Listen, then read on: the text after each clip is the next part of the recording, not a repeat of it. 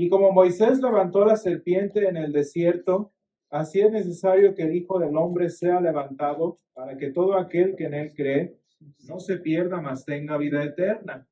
Porque de tal manera amó Dios al mundo que ha dado a su Hijo unigénito para que todo aquel que en él cree no se pierda, mas tenga vida eterna. Porque no envió Dios a su Hijo al mundo para condenar al mundo, sino para que el mundo sea salvo por él. El que en él cree no es condenado, pero el que no cree ya ha sido condenado, porque no ha creído en el nombre del unigénito Hijo de Dios. Y esta es la condenación, que la luz vino al mundo y los hombres amaron más las tinieblas que la luz, porque sus obras eran malas. Porque todo aquel que hace lo malo aborrece la luz y no viene a la luz, para que sus obras no sean reprendidas. Mas el que practica la verdad viene a la luz para que sea manifiesto que sus obras son hechas en Dios. Señor, esta es tu palabra y tu palabra es verdad. Santifícanos en tu verdad, te lo pedimos. Amén. Hermanos, tenemos hoy como parte del pasaje de este domingo uno de los versículos que deberíamos sabernos de memoria, y yo espero que sí lo conozcamos, que es precisamente San Juan 3:16. Es uno de los que se aprenden los niños en la escuela de vacaciones y hasta en la escuela dominical. En diferentes momentos se aprende este pasaje. Yo creo que deberíamos tenerlo bien de memoria nosotros, ¿no? Deberíamos tenerlo muy bien en nuestra memoria. San Juan 3:16 y dice, porque de tal manera amó Dios al mundo, que ha dado a su Hijo unigénito, para que todo aquel que en él cree no se pierda, mas tenga vida eterna. Y hermanos, este es un pasaje muy bonito, de muchas formas y en muchas razones, no nada más por la cultura cristiana que hemos creado alrededor de aprendérnoslo, de saberlo, cantarlo incluso a veces, sino por el mensaje que contiene en sí mismo. Y de hecho, les comparto que tengo una clase que doy que es Historia de Inglaterra y Estados Unidos. Y naturalmente para entender la filosofía de los Estados Unidos vemos la Reforma. Y para entender la Reforma vemos los fundamentos bíblicos del pensamiento del doctor Lutero. Y entonces uno de los pasajes que les pongo de la palabra para que ellos conozcan el fundamento bíblico es San Juan 3:16. Y lo que hago a propósito, esto ya es maldad, es que les pongo 6 versículos y les pregunto en el examen 3 de memoria y les digo con mayúsculas, acentos y comas. Y este es uno de los versículos que les pongo, así que creyentes o no, pues se lo tienen que memorizar por lo menos para el examen. Entonces, de hecho aparece en el examen y ahí los tengo revisados. Varios lo sacan bien de que si se lo memorizaron uno que otro por ahí de antecedente cristiano, pues ya se lo saben. Y otros, pues a veces ni lo ponen o de mal gusto lo escriben. Pero bueno, es un pasaje muy interesante y muy importante, no nada más para nuestra cultura cristiana, sino para el concepto entero de la fe cristiana y para nuestra vida espiritual como creyentes, que también es relevante. Y hermanos, fíjense, una cosa muy interesante es que lo que San Juan 3:16 nos expresa es la forma en la que Dios, esto creo que lo habíamos explicado en algún momento, la forma en la que Dios amó al mundo, ¿sí? Si lo pusiéramos en un español más literal sería, porque así es como Dios amó al mundo, dio a su Hijo unigénito, para que todo aquel que en él cree no se pierda, mas tenga vida eterna. Es decir, que San Juan 3:16 nos explica y nos enseña la forma en la que se manifestó el amor de Dios para con nosotros como creyentes, como cristianos. Y lo hemos visto, recuerdan ustedes cuando hablábamos del amor cristiano en tema de evangelismo, cómo se ve el amor por otros, pues de la misma forma en la que se vio el amor de Dios hacia nosotros.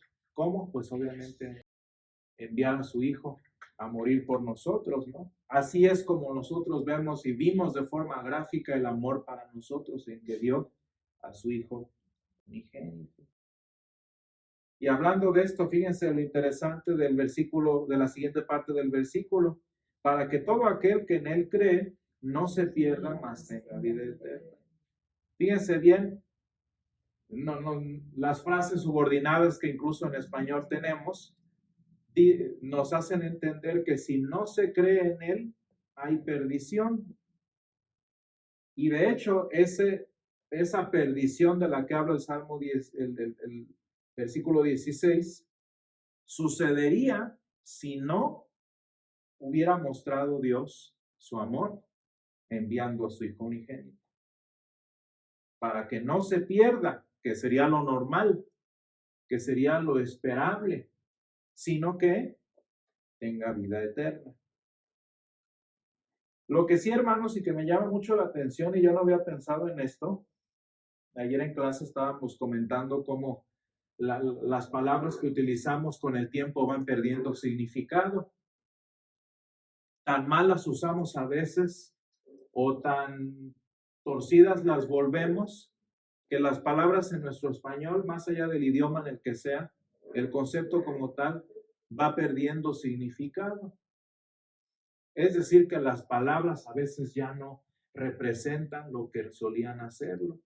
Y fíjense ustedes, hermanos, yo no había pensado en esto, pero creer hoy en día ya no significa lo mismo que, por ejemplo, en 1960 cuando se hizo esta traducción.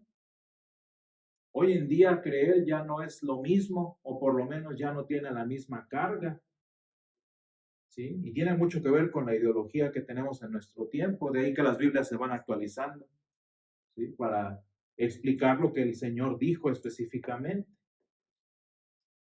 Y hermanos, lo que pasa es que creer en este tiempo, para que lo entendamos mejor a como el Señor lo quiso decir, sería necesario entender el creer como a manera de confiar, ¿sí? Creer, imagínense ustedes como si le añadimos al lado de esta traducción la palabra confiar. ¿Saben por qué es diferente la una y la otra hoy en nuestro tiempo, creer y confiar?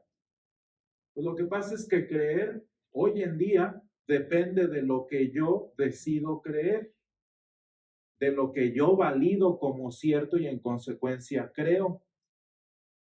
¿Sí? No, pues sí es cierto. No, sí. Entonces yo soy realmente el que estoy haciendo que algo sea creíble. Me daba risa que el viernes tuvimos pues clases muy light en la escuela y unos alumnos estaban leyéndose el tarot y una alumna me supongo que debe de ser la experta en el tarot, estaba diciéndoles historias, ¿no? Y es que te sale mucho esto y a ti te sale esto y bueno. El punto es que la persona a quien le estaba leyendo el tarot estaba, no, pues sí, sí. Y fíjate que, o sea, como envuelta, ¿no? En la historia. Ahí estamos viendo un ejemplo muy moderno de creer. Cuando yo digo, no, sí es cierto, fíjense qué estoy haciendo. Yo estoy validando aquello de lo que estoy hablando y en consecuencia lo creo, no nada más porque es cierto, sino porque yo digo que es cierto. Y ahí ya no es el concepto de creer, por lo menos no como se utilizaba el verbo en 1960, que es el tiempo de nuestras Biblias. Por el contrario, si lo comparamos con confiar, fíjate ahí el concepto como tal, confiar, allí está uno, pues a la expectativa. No es lo mismo que tú creas en algo que tú confíes en algo. Y tristemente en nuestro mundo hoy tenemos que hacer esa distinción entre creer y confiar. Porque si ustedes se dan cuenta, hermanos, cuando confiamos en alguien, muchas veces en nuestra condición no tenemos respaldo para esa confianza más que el simple hecho de confiar.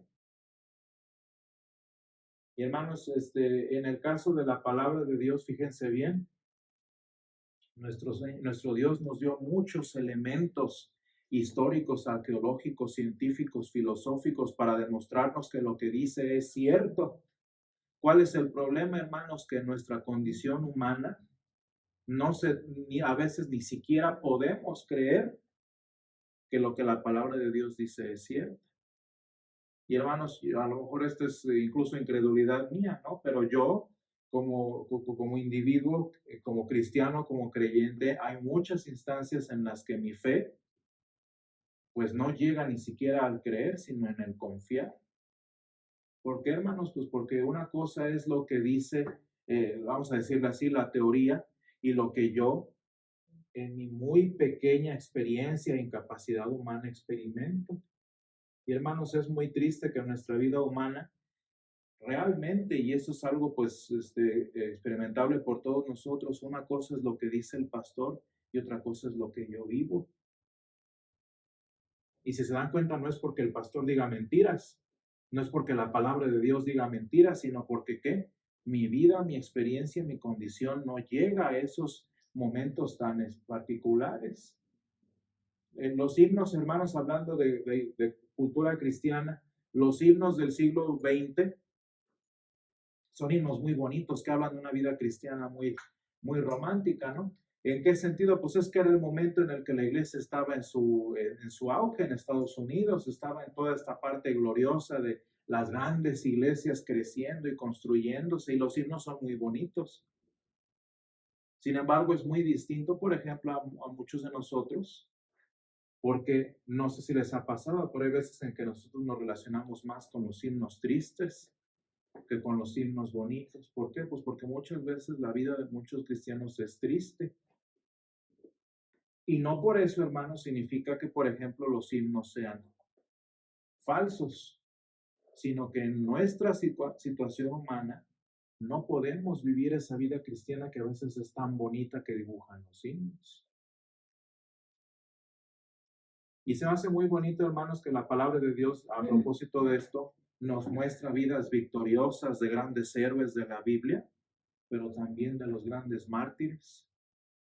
Y sin embargo, hermanos, fíjense bien, sea en una vida victoriosa o sea en una vida de martirio, la misma verdad es para siempre. Y por eso dice el Señor, para que todo aquel que en Él cree, independientemente de que si es muy bonita la experiencia cristiana o si es muy triste, como los mártires y los perseguidos.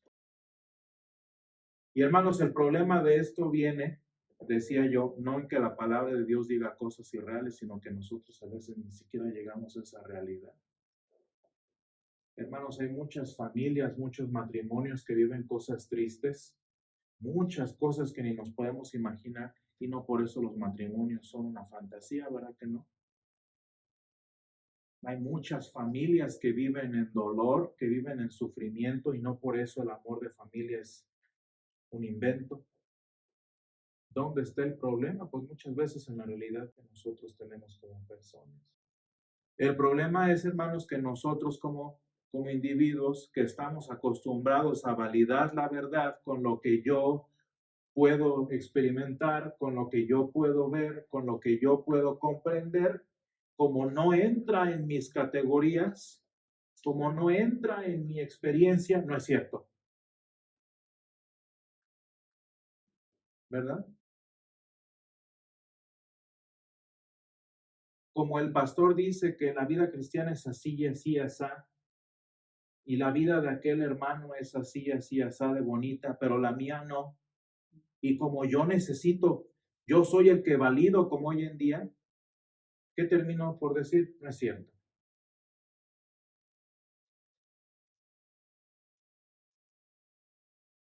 ¿Se fijan lo interesante de redefinir o expandir el concepto de creer a confiar? Dice el Señor en el 17, porque no envió Dios a su Hijo al mundo para condenar al mundo, sino para que el mundo sea salvo por él. Y vean lo triste que dice el 18, el que en él cree no es condenado, pero el que no cree ya ha sido condenado porque no ha creído en el nombre del unigénito Hijo de Dios. ¿Por qué, hermanos? Pues porque fíjense, estaba yo, una de mi maestra de ahorita de la maestría, dice en tono de broma, es que cada vez que yo digo algo, Milton dice lo contrario, pero eso me fortalece más porque yo digo que sí se puede. Hablando de qué es lo que sí se puede. Bueno, confiar en que las personas son buenas por naturaleza. Confiar en que las personas pueden decidir lo bueno y que nada más porque yo me defino conociéndote a ti, ya eso significa que vamos a crear una sociedad perfecta. ¿Se fijan que ni siquiera tiene que ver con ser buenos o malos? Y yo le decía a la maestra, yo puedo definirme a mí mismo siendo Stalin, viéndote a ti. O sea, yo me puedo definir perfectamente con base en ustedes, pero puedo ser Stalin, no puedo ser la Madre Teresa. Que me defina o no no significa que sea buena persona. Y sin embargo, ¿por qué creen que mi maestra dice? Yo digo que sí se puede, porque ella cree en el corazón bueno de las personas. Y lo triste, hermanos, es que si no creemos en el Señor, ¿qué creen? Terminamos creyendo en todo. Decía un apologista de los que defienden la palabra de Dios, decía, el problema no es que las personas no crean en Dios, eso siempre ha pasado. El problema no es que no creamos en Dios, sino que cuando no creemos en Dios, creemos en lo que sea. Y ese es el problema, hermanos. Y fíjense, dice aquí, el Señor habla de condenación. El que no cree ya ha sido condenado. ¿Por qué creen, hermanos? Pues porque si no creemos en el Señor, ¿en qué vamos a creer? En el marido, en el gobierno, en la sociedad, en la humanidad, o todavía peor tantito, ahí ustedes calculen, en yo mismo. Ay, hermanos, qué triste es la vida del mundo mientras sigue creyendo en que la humanidad va a entender un día. Hermanos, eso es tan ilusorio y tan tonto como la mujer que cree que el marido va a cambiar. Es que ya va a ser diferente. Hermanos, eso ni el gobierno lo logra. Es que los de antes, dicen los políticos, ¿no? Los de antes eran, pero ahora somos. Qué triste es la condenación a la que nos podemos meter nosotros mismos. Y hermanos, eso es condenación humana. Terminas en un matrimonio mal, terminas creyendo tonterías filosóficas. Lo peor de todo, hermanos, es que si no creemos en Jesús no hay vida eterna, sino que hay perdición. Y eso es lo más triste.